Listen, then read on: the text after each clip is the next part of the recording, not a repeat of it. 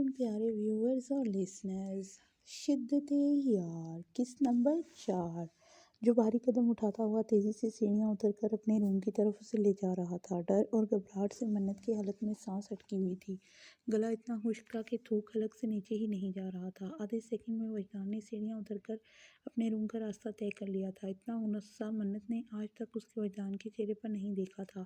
اندر آتے ہی اس نے منت کو فرش پر کھڑا کر دیا اور دروازے کو لاک کر دیا۔ میں نے کیا کیا ہے؟ کیوں آپ مجھے اس وقت اپنے روم میں لے کر آئے ہیں؟ منت وجدان کی غصے بھری نظروں سے ڈر کر لفظوں کو توڑتے ہوئے بولی۔ وہ دروازہ بند کر کے پلٹ کر اس کی جانب آیا، منت کو دونوں کندھوں سے زور سے پکڑتے ہوئے دیوار کے ساتھ پن کیا۔ تمہیں نہیں پتا کہ تم نے کیا کیا ہے؟ اتنی معصوم تو تم ہو نہیں، وجدان ورک نے پھنکارتے ہوئے جواب دیا۔ کوئی ایک دم دوڑا تو کچھ دیر کے لیے منت کے ہوش و حواس نے کام کرنا چھوڑ دیا تھا۔ وجدان بھائی، مجھے سچ میں نہیں پتا آپ اتنے غصے میں کیوں ہیں۔ مجھے بھائی کہنا بند کرو۔ آج کے بعد اگر تمہاری زبان سے بھائی نکلا تو سچ کہہ رہا ہوں منت، میں اپنے ہاتھوں سے تمہاری جان لے لوں گا۔ دنیا کے سب بھائی مر گئے ہیں جو تمہیں مجھے بھائی بنانے کا شوق چڑھا ہوا ہے۔ وہ اس کے قریب ہوا تو منت سہمتے ہوئے پیچھے ہوئی تھی۔ وہ سرخ نظروں سے اس کے قریب ہوا، منت سہمی نگاہوں سے اسے دیکھ رہی تھی۔ میں تمہارا بھائی نہیں ہوں، سمجھی تم؟ وہ لفظوں کو کھینچتے ہوئے بولا تھا۔ وجدان کے لہجے میں اتنا غصہ تھا، منت جو نیند کی خماری سے اٹھی تھی، دوسرا رات کا تیسرا پہر، اور اوپر سے وجدان جیسے بندے کے سامنے لوگ دن میں کانپتے تھے، اور یہ بھوت آدھی رات کو منت پر نازل ہوا تو منت کا ڈرنا اور کانپنا تو لازم تھا۔ کہاں منت جیسی نازک سی گڑیا اور کہاں فولادی شیر آدھی رات کو آتش فشاں پہاڑ کی طرح اس پر پھٹ رہا تھا۔ تم سے چاچو نے حماد کے بارے میں کچھ پوچھا تھا؟ ایک ایک لفظ کو چبا کر بول رہا تھا۔ لفظ بیچارے بھی سوچنے پر مجبور تھے کہ کس کے منہ آ گئے ہیں۔ وجدان کے پہلے سوال سے ہی منت کو اندازہ ہو گیا تھا کہ وجدان اتنا غصے میں کیوں ہے، یعنی رشتے والی خبر اس تک پہنچ چکی تھی۔ جی پوچھا تھا، پھر تم نے کیا جواب دیا؟ لفظوں کو پیستے ہوئے اس کو لال انگارہ آنکھوں سے گھورتے ہوئے پوچھا۔ بابا نے پوچھا تھا کہ حماد مجھے پسند ہے، جانتا ہوں بابا نے یہ پوچھا تھا۔ میں نے پوچھا کہ تم نے جواب میں کیا کہا تھا؟ وہ دبی آواز میں دھڑا رات کا سناٹا تھا، آواز دور تک جانے کا اندیشہ تھا۔ وجدان پورے غصے سے اپنے ہوش و حواس قائم رکھے ہوئے تھا، منت کے دونوں کندھوں پر ہاتھ رکھے سختی سے اسے دیوار کے ساتھ پن کیے کھڑا تھا۔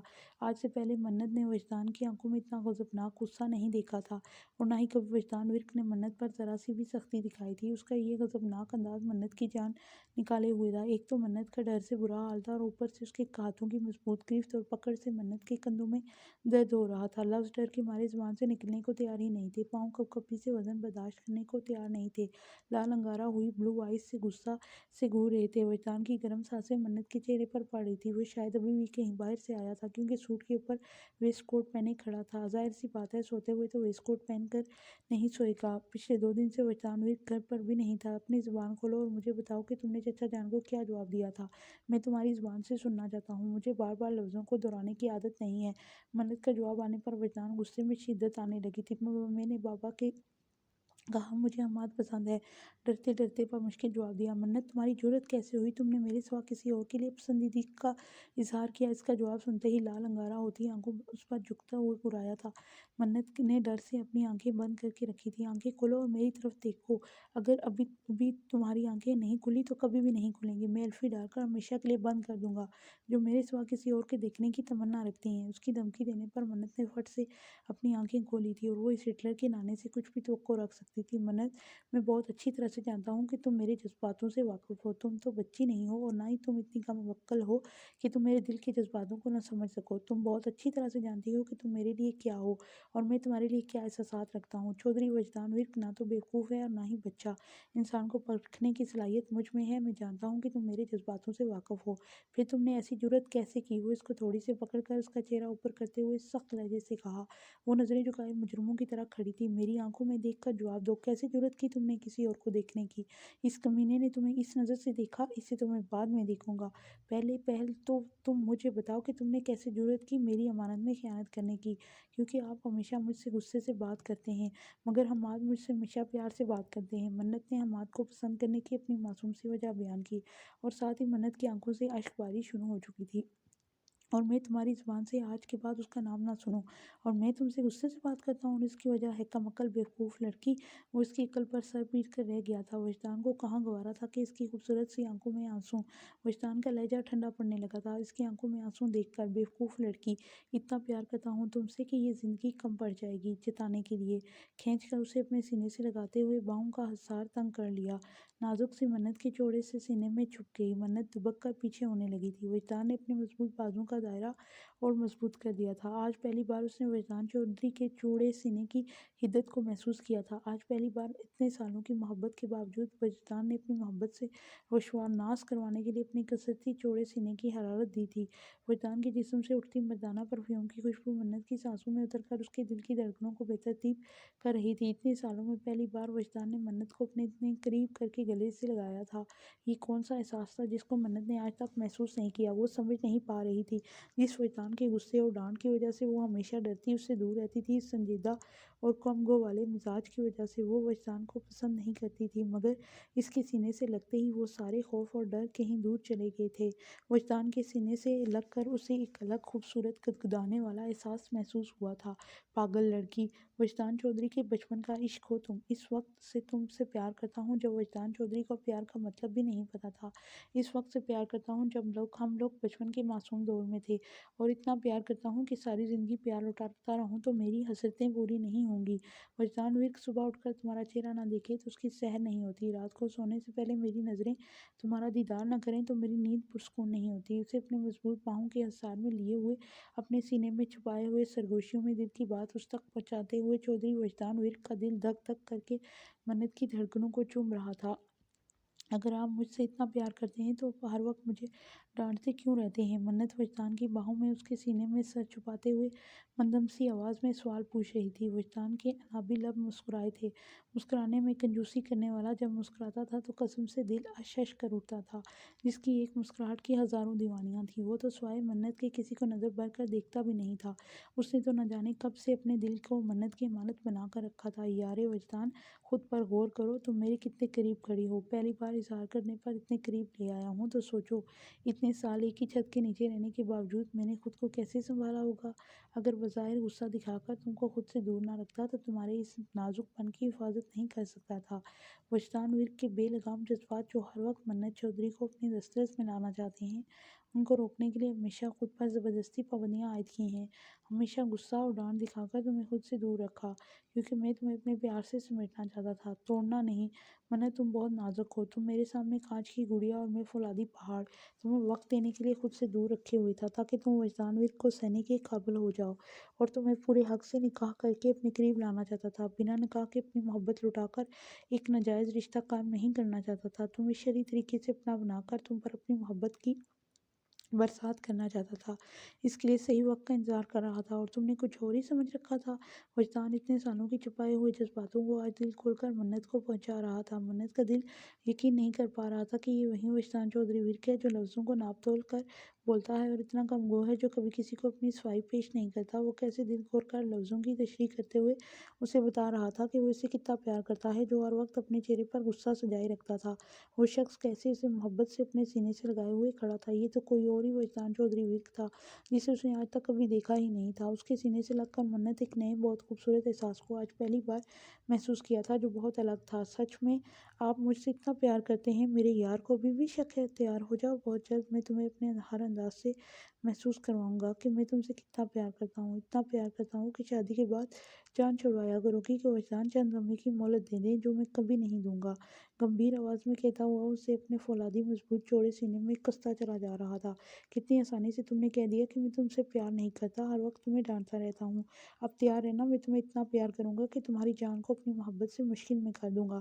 اب تیار ہے نا میری محبت کی آزمائشوں پر پورا اترنے کے لیے؟ کتنی محبت ہے وجدان چودھری کے دل میں تمہارے لیے، اس بات کا تمہیں ابھی اندازہ ہی نہیں ہے۔ منت کو آج خود کے قریب ہوتے وجدان کے بے لگام جذبات بے قابو ہونے لگے تھے۔ مضبوط اعصاب کا مالک وجدان چودھری ورک، اپنے ہر فیصلے پر قائم رہنے والا چودھری وجدان ورک، اپنے جذبوں کے آگے ہار رہا تھا۔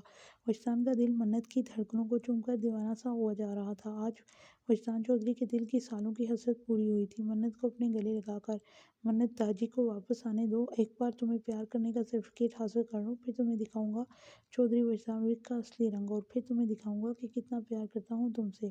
بس کچھ دن کی مہلت دے دو، ٹھنڈی آہ بھرتے ہوئے خمار بھاری لہجے میں بولا تھا منت۔ اب اگر تمہاری زبان پر اس کا نام آیا تو تمہاری زبان حلق سے کھینچ کر ہتھیلی پر رکھ دوں گا۔ وجدان کی سوئی پھر سے حماد پر جا اٹکی تھی۔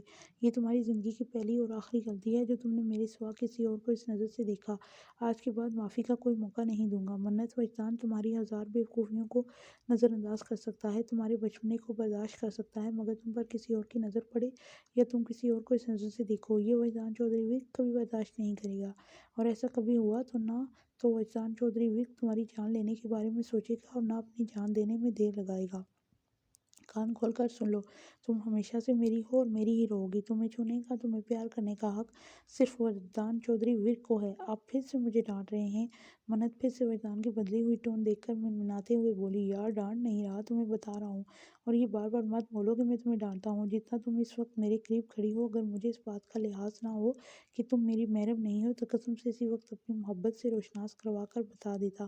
ایک تو میں تھک گیا ہوں اپنے جذباتوں پر پہرے لگا کر، اور اوپر سے تم نے مجھے ڈانٹنے والا ٹائٹل دے دیا ہے۔ اس بات کا حساب تو وجدان ورک تم سے ضرور لے گا۔ اگر اپنی محبت سے تمہاری سانسیں نہ بند کر دی تو میرا نام بھی وجدان نہیں۔ آپ مجھے ڈرا رہے ہیں؟ ہاں، میں ڈرا رہا ہوں، اور تمہیں ہمیشہ مجھ سے ڈرنا ہوگا، کیونکہ تمہارا یہ ڈرا ہوا چہرہ وجدان ورک کو ہمیشہ سے بہت پیارا لگتا ہے۔ اس ڈرے سہمے میں شرارتی چہرے پر فدا ہے وجدان چودھری ورک۔ پاپا پلیز مجھے جانے دیں۔ وجدان کو خود پر جھکتے ہوئے دیکھ کر منت گھبرا گئی۔ وجدان کی گرم تیز سانسیں منت کی گردن پر پڑ رہی تھی۔ وجدان کے سینے پر ہاتھ رکھتے ہوئے منت جھٹکے سے پیچھے ہو گئی، ورنہ وجدان جیسے فولادی شیر کی گرفت سے منت جیسی کانچ کی گڑیا کا نکلنا مشکل ہی نہیں ناممکن تھا۔ وجدان کے جذباتوں سے چور چہرے پر سے نظریں ہٹا کر دیوار کے ساتھ کھڑی تھی، اپنے ہونٹوں کو چبا رہی تھی۔ اس کے گلاسy سے پنک ہونٹ اور گلاسy اور جوسی لگ رہے تھے۔ کیوں یار اتنی جلدی گھبرا گئی؟ ابھی تو میں نے اپنی محبت کا ایک پنہ بھی نہیں الٹایا، ابھی تو میری محبت کی پوری داستان باقی ہے۔ وہ مسکراتے لبوں سے اس کے قریب ہوا، کمر پر ہاتھ ڈالتے ہوئے اسے پھر سے اپنے قریب کر لیا۔ اب سمجھ میں آیا تمہیں کہ میں کیوں تمہیں خود سے دور رکھتا تھا۔ اب میں کیا کروں اس دیوانے دل کا جو نہیں چاہتا کہ تم مجھ سے دور ہو جاؤ۔ اپنے دل پر ہاتھ سے مکہ پوائنٹ کرتے ہوئے کہا، ان پر تمہیں ظلم کرنے کا کوئی حق نہیں، ان کو چھوڑ دو، ان پر پورے حق سے کچھ دن بعد میں خود ظلم ڈھالوں گا۔ اس کی گلوسی لبوں کو انگوٹھے سے آزادی دلاتے ہوئے کہا۔ وجدان کی آنے والی آواز میں بھاری پن میں اضافہ ہونے لگا تھا۔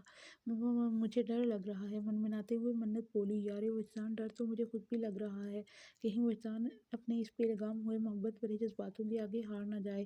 یار وجدان، چلی جاؤ، ورنہ وجدان خود کو تم سے دور نہیں کر پائے گا۔ وجدان جھٹکے سے دور ہوا اور مسکراتے لبوں سے بھاری آواز میں اسے جانے کو کہا۔ وجدان نے ایک بار پھر اپنے بے لگام جذبوں پر لگام کھینچتے ہوئے اپنے یار کو اپنی دسترس سے پوری حفاظت کے ساتھ دور کیا تھا۔ سچ کہتے ہیں لوگ، جن سے پیار کیا جائے ان کے جسموں کی بھوک نہیں رکھی جاتی، اور جن بیڑیوں میں جسموں کی بھوک ہو وہاں پیار نہیں رکھا جاتا۔ منت جلدی سے دروازہ کھولتے ہوئے نکلنے لگی تھی۔ اس نے ایک نظر پلٹ کر وجدان کے مسکراتے ہوئے چہرے پر ڈالی تھی۔ وہ اپنے دونوں ہاتھ کمر پر باندھے ہوئے جذبوں سے چور چہرہ لیے کھڑا تھا۔ اس کی نیلی آنکھوں میں محبت کا دریا آگ اکھل رہا تھا، اس کی گہری آنکھوں میں خماری کا ایک جہاں آباد تھا، مگر وجدان نے پھر بھی اپنے یار کو پوری حفاظت کے ساتھ وہاں سے جانے کی اجازت دی تھی۔ منت کی دھڑکنوں میں محبت کی آندھی چل رہی تھی۔ اسے کیا پتا تھا جس جذبے کو وہ حماد میں تلاش کر رہی تھی، وہ جذبہ، وہ سکون، وہ محبت وجدان کی محبت میں موجود تھا۔ وجدان کے وجود کی ایک غربت بھرا لمحہ منت کے دل میں محبت کی کمپل کو ہریالی بخش چکا تھا۔ محبت ایک ایسا جذبہ ہے جس کو انسان کبھی بھی خود سے اجاگر نہیں کر سکتا۔ محبت تو وہ پھول ہے جو مرجھا بھی جائے تو محبت نہیں جاتی، جیسے وجدان کے غصے کے نیچے دبی ہوئی بے پناہ محبت۔ چند لمحوں میں منت کے دل کو اپنا گرویدہ بنا چکی تھی۔ کچھ دیر رک کر وجدان کو دروازے پر کھڑی دیکھ رہی تھی۔ وجدان نے شرارت سے آنکھ کو ٹیس کیا تو وہ شرما کر نرمی سے دروازہ بند کرتے ہوئے وہاں سے بھاگ گئی۔ وجدان نے انابی لبوں سے کنجوسی کے ساتھ مسکراتے ہوئے فضا میں ٹھنڈی آہ چھوڑتے ہوئے کھڑا ہوا تھا۔ ایک اور رات اس کا یار اس پر بھاری کر کے جا چکا تھا۔ آج کی ساری رات وجدان ورک کی آنکھوں میں کاٹنی تھی، کیونکہ جو اس کا دل اس وقت چاہتا تھا وہ ممکن نہیں تھا۔ اندر بہت جلد اپنے دل کی اس مراد کو پورا دلانے کا وعدہ کر چکا تھا۔ السلام علیکم داجی۔ وعلیکم السلام، میرا شیر آ گیا۔ چودھری صلاح الدین ورک ہمیشہ کی طرح وجدان کو دیکھتے ہوئے کھل اٹھے تھے۔ داجی، مجھے منت سے شادی کرنی ہے۔ نہ کوئی تمہید، نہ کوئی تشریف، بس۔ وجدان ورک جھک کر اپنے دادا کا ہاتھ چومتے ہوئے سیدھا دل کی بات کہہ دی تھی۔ चौधरी सलाउद्दीन वीर कुछ देर पहले ही घर आया था और उस वक्त वो गार्डन में बैठा हुआ खुली फिजा से लुत्फ अंदोज हो रहा था। जो वजदान अचानक अपने दादी के सामने पास आकर बोला था, मेरे शेर बैठो तो सही, आज मेरा तहम्मुल मिजाज शहजादा इतना जज्बाती रूह क्यों धारे हुए है। सलाउद्दीन विर्क ने अपने पोते को कभी इतना जज्बाती होते हुए नहीं देखा था। वजदान नेचर वाइज बहुत संजीदा और तहम्मुल मिजाज था। दादी बैठ कर भी यही बात करूँगा, मुझे मन्नत से शादी करनी है। वजदान बेटा, तुमने आज से पहले कभी जिक्र नहीं किया, अब तो दादी अब क्या, अब ऐसा क्या हो गया है जो बात नहीं हो सकती। वजदान ने आज पहली बार अपने दादी की बात टोकने की जुर्रत की थी तो अपने चेहरे पर सख्त नागवार तासुरात लिए दोनों हाथ कमर पर बांधे बहुत बेचैन सा होकर खड़ा था। सलाउद्दीन विर्क ने आज से पहले अपने पोते को कभी इतना बेचैन नहीं देखा था। वजदान ऐसा लड़का नहीं था जो जज्बाती और लाबाली फैसला करता हो। तहम्मुल मिजाजी वजदान के अंदर कूट कूट कर भरी हुई थी। वजदान का ये अंदाज उसके दादा जान को फिक्र में डाल गया था। वजदान बेटा, कल मुझे आसिफ का फ़ोन आया था जो सलाउद्दीन का छोटा बेटा था। उसने बताया कि अम्माद मन्नत को पसंद करता है। मन्नत के लिए तो आसिफ ने मेरी राय भी पूछी थी तो बजाय मुझे बज़ाहिर कोई इतराज़ नहीं नज़र आया, तो इसलिए मैंने कहा ठीक है बिस्मिल्लाह करो। हमाद की छानबीन क्या करनी, वो तो घर का बच्चा है। तुमने आज से पहले अपनी किसी ऐसे राय का इज़हार नहीं किया था जिसकी बिना पर मैं इनकार करता। सलाउद्दीन अपने पोते को इतना बेचैन देखकर वजाहत पेश कर रहा था। दादी अब बता दिया है ना, अब आप फैसला करें, बात करें अपने बेटे से कि मन्नत सिर्फ मेरी है। वजदान के लहजे में तलखी उतरी थी जिसको चौधरी सलाउद्दीन विर्क ने बखूबी नोट किया था। मगर बेटा, ऐसे कैसे एकदम से मैं फैसला कर दूं? हमाद भी अपना ही बच्चा है और मन्नत ने भी अपनी पसंदीदगी का इजहार कर दिया है और मेरी रजामंदी जानकर ही आसफ और आफिया ने हामी भरी है, तो दादी उनको कहकर इनकार करवा दें। और मेरी मन्नत को ने कोई इजहार नहीं किया, वो सिर्फ एक गलतफहमी थी। आप मन्नत को बीच में मत लाएं। और रही बात हमाद की, तो क्या आपकी नज़रों में उसकी अहमियत मुझसे ज़्यादा है? आज पहली बार चौधरी वजदान विर्क अपने दादी के सामने इतने सवालों जवाब कर रहा था। वजदान मेरे शेर, तुम मेरे लिए क्या हो? मुझे नहीं लगता कि मुझे तुम्हें तुम्हारी अहमियत बताने की ज़रूरत है। तुम हमेशा मेरे सब पोते पोतियों में मेरे दिल के नज़दीक रहे हो, तो आज तुम ये सवाल करके तुम मेरी मोहब्बत पर शक कर रहे हो। वजदान, सलाउद्दीन ने अपने बेचैन पोते के चेहरे को बड़े गौर से देखा था। दादी, आप जाकर मेरी और मन्नत की शादी का फैसला सुना दें। मुझे पता है कि आपके फैसले के आगे कोई नहीं बोल सकता। प्लीज़ मेरी खातिर करें अपने बेटे से बात। यही समझ लें कि आज आपका पोता अपने दादी के इम्तिहान का, प्यार का इम्तिहान लेना चाहता है। वजदान का लहजा सपाट और लफ्ज़ों में गहराई थी। चौधरी सलाउद्दीन विर्क हैरान था अपने पोते को देखकर जो समुंदर की मानद गहरा था। उसने इतने सालों में कभी भी महसूस नहीं होने दिया कि वो मन्नत को पसंद करता है। तुमने आज से पहले जिक्र क्यों नहीं किया? हर वक्त तो तुम मन्नत को खा जाने को दौड़ते थे। सलाउद्दीन ने वजाहत सुननी चाहिए थी, क्योंकि मुझे मुनासिब नहीं लगा कि मैं इतने सालों पहले आपसे अपनी मोहब्बत का इजहार करता और मैं मन्नत पर किसी किस्म की उंगली उठते हुए बर्दाश्त नहीं कर सकता था। इसलिए हमेशा उसके साथ सख्ती से पेश आता था और ना ही मुझे अंदाज़ा था कि हमाद जैसा कोई नमूना घर पर आकर अपनी राय पेश करेगा। हमाद का नाम लेते हुए वजदान के चेहरे के तासुरात सर्द हुए थे। अगर अब तो आसिफ और आफिया हमाद को ज़बान दे चुके हैं, और तुम जानते हो विर्क ख़ानदान के लोग कभी अपनी ज़बान से पीछे नहीं हटते। क्या तुम इस बात से वाकिफ़ नहीं हो दादी? या तो आप आज अपनी ज़ुबान रख लें या अपने पोते को, फैसला आपका है। सलाउद्दीन विर्क वजदान विर्क की धमकियां सुनकर हैरान हो रहा था। शहजादे अब तो अपने दादा को ब्लैकमेल कर रहा है। दादी, गुस्ताखी माफ़ कर दीजिएगा, मगर मन्नत को पाने के लिए मैं कुछ भी कर सकता हूँ, किसी भी हद तक जा सकता हूँ। प्लीज़ आप जाकर बात करें, वरना अगर मुझसे कोई उल्टा सीधा कदम उठ गया तो आप मुझसे नाराज़ मत होना। जा रहा हूँ मैं। शहजादे मेरे शेर, मगर मुझे तुमसे इस तरह की कोई लावाबाली की उम्मीद नहीं थी। चौधरी सलाउद्दीन ने उठते हुए वजदान से कहा था, दादी इसकी माजरत, मैं आपसे बहुत शर्मिंदगी के साथ माफ़ी मांग रहा हूँ और मांगता रहूँगा। बस ये पहली और आखिरी खता समझकर मेरी माफ़ कर दीजिएगा। आज के बाद कभी आपको शिकायत का मौका नहीं दूंगा। वजदान नज़रें झुकाए शर्मिंदा से अंदाज में कहा था। वजदान को अपना अंदाज खुद पसंद नहीं आया था कि उसने अपने दादा जान को प्रेशराइज करते हुए अपनी बात मनवाई थी, मगर इस वक्त और हालात का तकाजा यही, अगर वजदान दबाव नहीं डालता तो उसे मन्नत नहीं मिल सकती थी, और मन्नत को खो देने का सोचकर ही वजदान का दिल बंद होने लगा था। मेरे शेर, इतनी आसानी से तो तुम्हें माफ़ी नहीं मिल सकती। अब तुम्हारी ख्वाहिश तो तुम्हारा दादा ज़रूर पूरी करेगा। आखिर मेरे पोते ने पहली बार सीना तान कर आंखों में आंखें डालकर कोई फरमाइश करने की जुर्रत की है, तो सलाउद्दीन विर्क अपने पोते की ख्वाहिश को कभी रद्द नहीं होने देगा।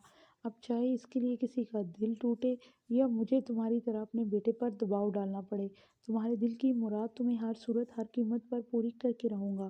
مگر میرے شیر تیار رہنا، زندگی میں کبھی بھی کسی بھی وقت تمہارے پیار کی کسوٹی کو پرکھا جا سکتا ہے۔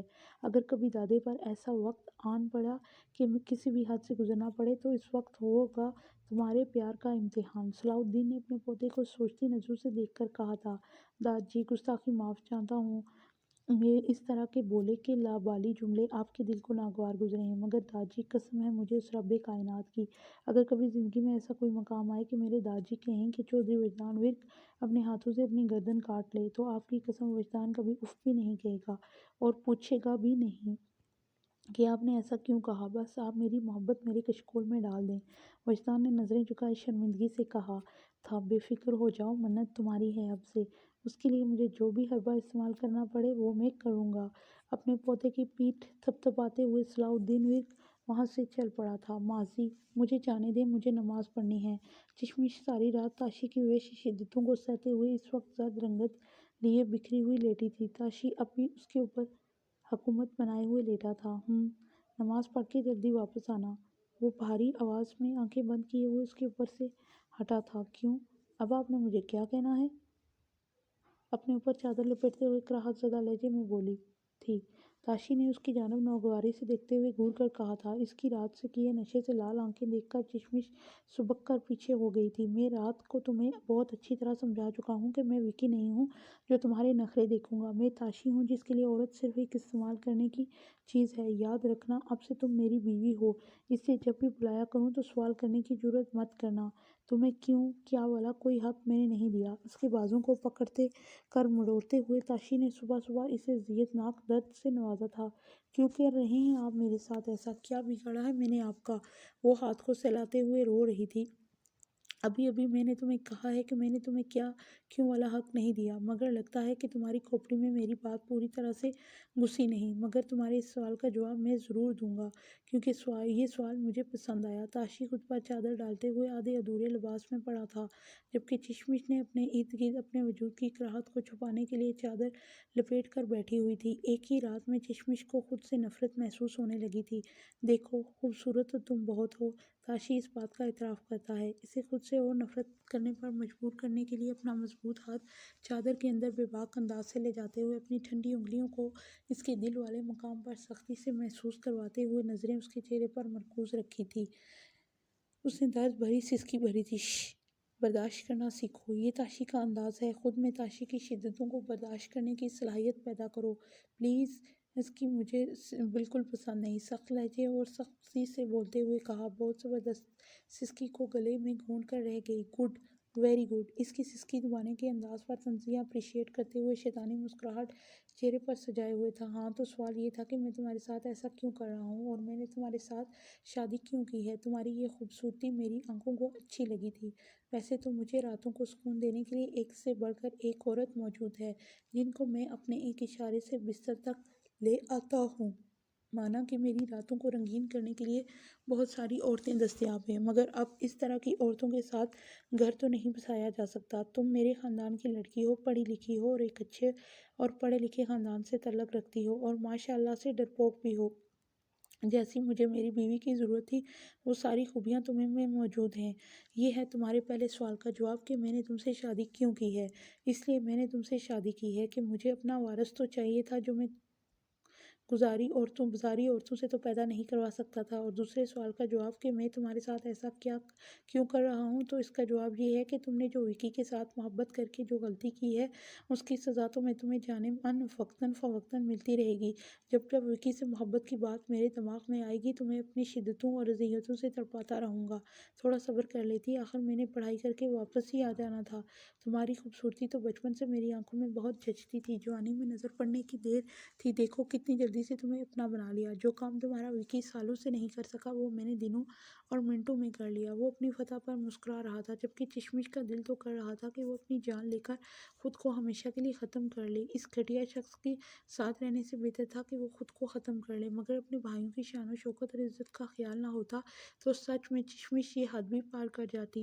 لو، آج میں نے تمہارے دونوں کو سوالوں کا جواب دے دیا ہے، اب مجھ سے کوئی سوال دوبارہ مت کرنا، پھر نہ کہنا کہ میں نے تمہارا حشر خراب کر دیا ہے۔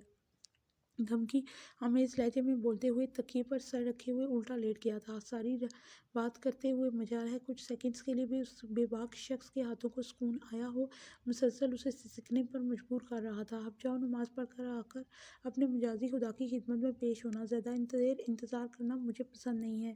وہ جلدی سے بیڈ سے اتر کر خود کو چادر میں سمیٹے ہوئے واش روم کی جانب لپکی تھی۔ یہ اس کی وحشی شدتوں کے نشان چشمش کے پورے وجود پر لگے ہوئے تھے، جو اس نے واش روم میں آتے ہی سامنے لگے ہوئے مرر میں دیکھے تھے۔ اس کے دودھ جیسے مخملی گوری جسم کا کوئی حصہ ایسا نہیں تھا جہاں اس کی بے رحم شدتوں کے نشان موجود نہ تھے۔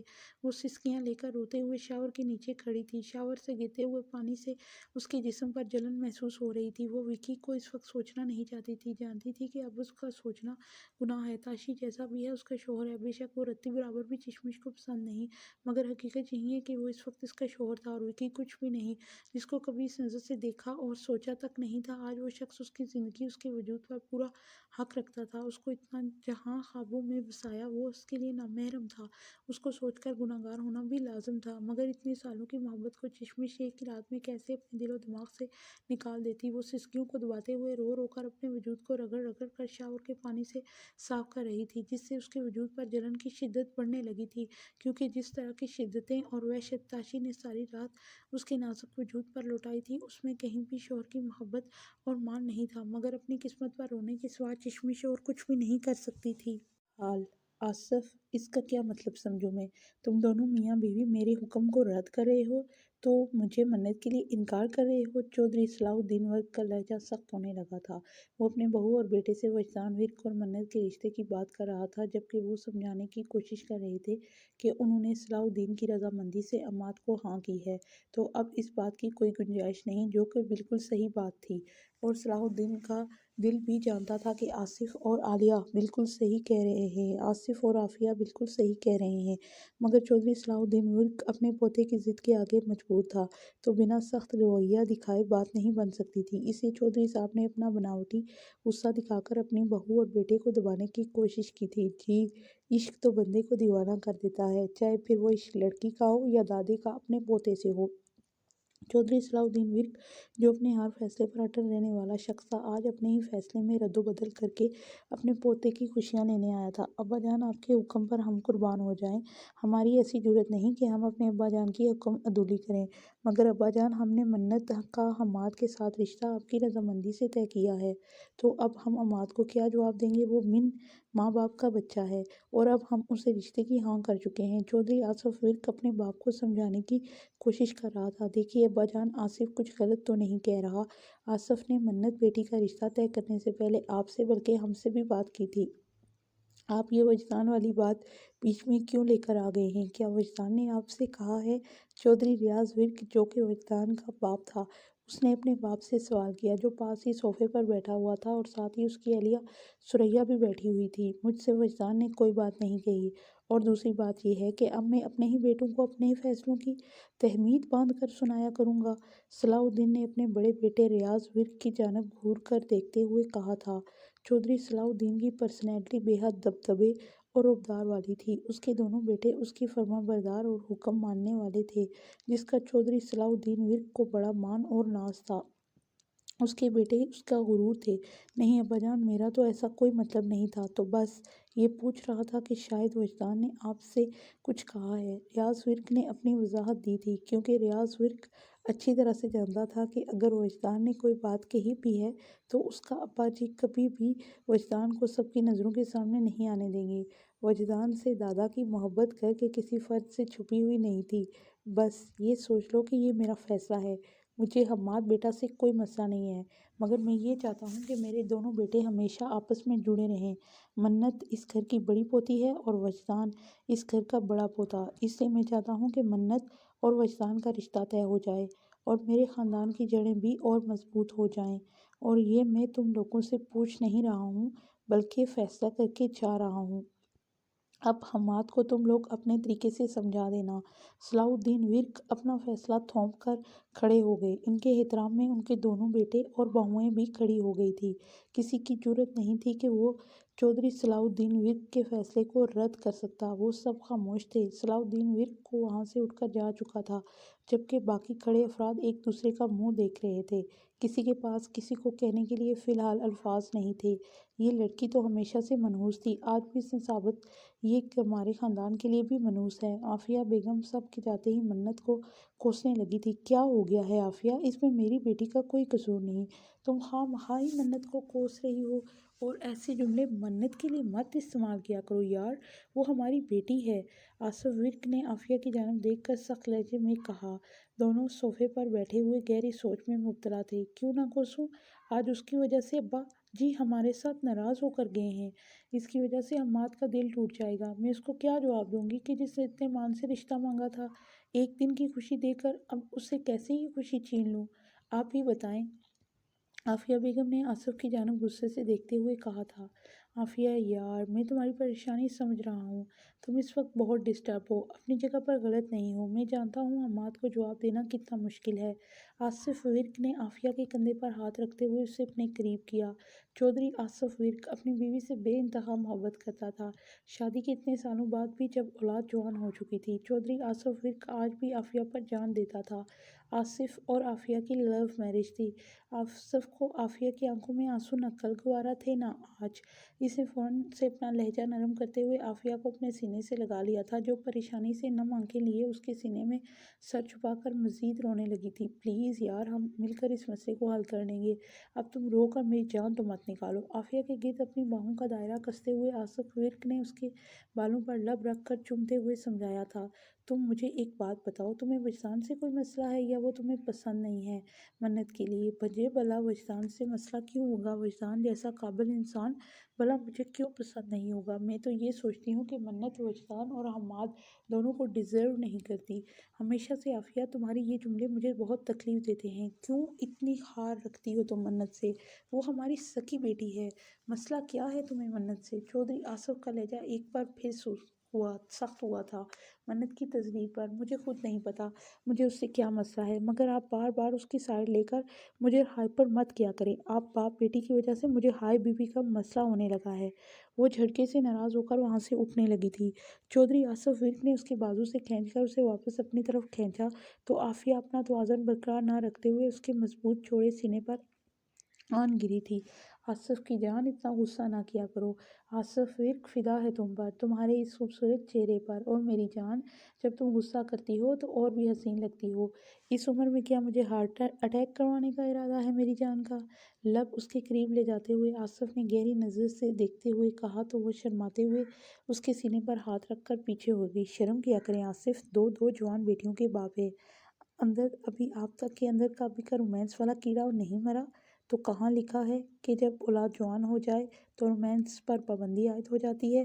وہ گہری نظروں سے اس کے شرمائے ہوئے چہرے کو دیکھ کر مسکراتے ہوئے بولا تھا۔ عافیہ کافی عرصے سے ڈپریشن کا شکار رہنے لگی تھی۔ اب تو کئی دن اس کی خاموشی سے گزار دیا کرتی تھی۔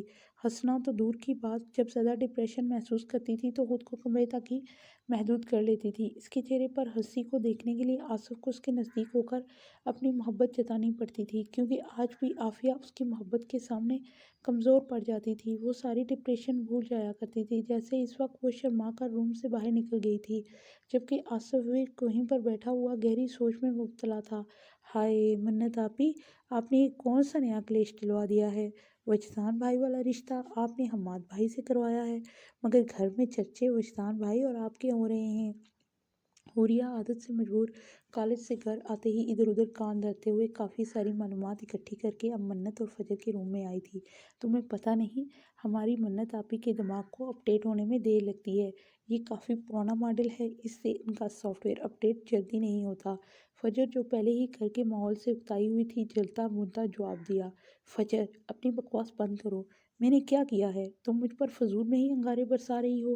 منت نے گور کر غصے سے فجر کی جانب دیکھا۔ آئے ہائے منت آپی اور فجر، تم لوگ تو آپس میں ہی اپڈیٹ ہونے لگی یار، میری طرف بھی تھوڑا ڈیٹا ٹرانسفر کرو، مجھے بھی تو پتہ چلے آخر ہمارے گھر میں یہ ہلچل کا ماحول کیوں ہے۔ حوریہ تجسس سے پوچھتے ہوئے ان کے پاس بیڈ پر دڑام سے گری تھی۔ تم بتاؤ تم کیا سن لے کر آئی ہو؟ یہ تمہاری خبریں سونگھنے والی ناک کیا سن کر آئی ہے؟ کتنی خبریں اکٹھی کی ہیں؟ منت نے حوریہ کی جانب دیکھتے ہوئے کہا، میں تو جب اوپر آ رہی تھی تو میں نے داجی کو غصے سے آصف چاچو کے کمرے سے باہر آتے دیکھا تھا۔ داجی نے غصے سے کہا تھا کہ میں یہ فیصلہ تم لوگوں کو بتا نہیں رہا بلکہ کر رہا ہوں، منت اور وجدان کا رشتہ طے ہے۔ حوریہ نے آلتی پالتی مارتے بیٹھتے ہوئے اپنے دادا کی نقل اتاری تھی۔ اللہ کا شکر ہے کوئی اچھی خبر سننے کو ملی۔ فجر نے دعا کے لیے ہاتھ اٹھاتے ہوئے بول کر چہرے پر دونوں ہاتھ پھیر لیے۔ اب جو میں نے سنا ہے وہ میں نے تم لوگوں کو ڈیٹا ٹرانسفر کر دیا ہے، اب جلدی سے بتاؤ یہ سارا معاملہ کیا ہے؟ حوریہ نے فجر کی جانب دیکھتے ہوئے کہا، معاملہ یہ ہے کہ وجدان بھائی ہماری موٹی عقل والی آپی کو بہت پسند کرتے ہیں۔ منت نے گور کر فجر کی جانب دیکھا تھا۔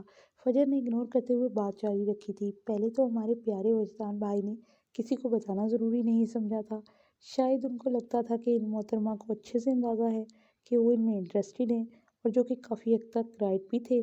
کچھ نہ کچھ تو ان محترمہ کو اندازہ ہوگا کہ وجدان بھائی منت آپی میں انٹرسٹڈ ہیں، مگر انہوں نے اس بات کو سیریس ہی نہیں لیا۔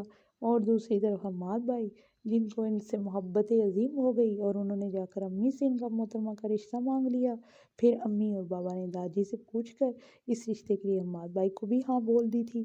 اب جب رشتہ طے ہو گیا تو وجدان بھائی کو پتہ چلا تو ظاہر سی بات ہے وہ بارود بنے ہوئے گھر والوں پر پھٹے ہوں گے، تو ظاہر سی بات ہے اب پلڑا تو وجدان بھائی کا ہی باری ہوگا، کیونکہ داجی تو وجدان بھائی کے پکے والے عاشق ہیں۔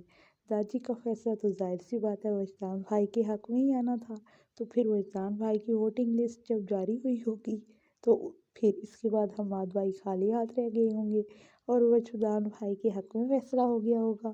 فجر نے A to Z ساری کہانی سنائی جو اسے پتہ تھی، باقی کا اس نے اندازہ لگا کر سنائی۔ منت کھا جانے والی نظروں سے فجر کی جانب دیکھ رہی تھی۔ ہائے اللہ منت آپی، آپ تو چھپی رستم نکلی، دو دو لوڈوں کا دماغ خراب کر رکھا ہے آپ نے۔ حوریہ نے شرارتی انداز سے دونوں ہاتھوں کی انگلیاں ایک دوسرے میں پھنسا کر ٹھوڑی پر رکھے ہوئے کہا۔ منت نے حوریہ کی جانب دیکھتے ہوئے اسے چٹکی کاٹی تھی، وہ سی سی کرتی ہوئی ہنس رہی تھی، فجر کی بھی ہنسی نکل گئی تھی حوریہ کی اوور ایکٹنگ دیکھ کر۔ حوریہ چودھری وجدان ورک اور چودھری اذلان ورک کی اکلوتی بہن تھی، بے حد شرارتی اور سر پھری ہوئی دونوں بھائیوں کی جان تھی۔ حوریہ وجدان اور اذلان دونوں سے چھوٹی تھی، دونوں بھائیوں کے بے حد لاڈ پیار کی وجہ سے دائرے میں رہ کر خوب اپنی من مزریاں کرتی تھی۔ حوریہ کی ایج 20 سال، بااعتماد سر پھری بھائیوں کی لاڈلی، باپ کے جگر کا ٹکڑا اور ماں کے سر کا درد تھی، سارا دن اپنی ماں کی ناک میں دم کر کے رکھ دیتی تھی۔ اتنی فرمائشیں تو چھوٹے بچے نہیں کرتے تھے جتنی فرمائشیں حوریہ اپنی ماں سے کرتی تھی، یہ بنا دے وہ بنا دیجیے۔ خوبصورتی اس کو بھی وراثت میں اپنے بھائی وجدان کی طرح ملی تھی، گورا چٹا رنگ، گالوں میں گہرے ڈمپل، اس کو گھر میں ڈمپل کوئن بھی کہا جاتا تھا، لمبے گھنے بال، نیلی پرکشش آنکھیں، اپنے بھائی وجدان جیسی چودھری ہاؤس کی سر پھری بیٹی، جس کو حدود میں رہ کر سب کچھ کرنے کا حق اس کے بھائیوں نے دے رکھا تھا۔ اس کو اپنے بھائیوں کی عزت بے حد عزیز تھی۔ حوریہ ایسا کوئی قدم نہیں اٹھاتی تھی جس سے اس کے بھائیوں کی شان میں فرق پڑے اور ان کو شرمندگی کا سامنا کرنے پڑے۔ حوریہ کو اذلان کی طرح لائر بننے کا بہت شوق تھا۔ منت، فجر اور حوریہ جب ایک ساتھ بیٹھتی تھی تو ان کی باتیں ہی ختم نہیں ہوتی تھیں۔ دادا اپنی پوتیوں کو گھر کی رونق مانتا تھا، گھر میں ہر وقت خوشیوں کا ماحول رہتا تھا۔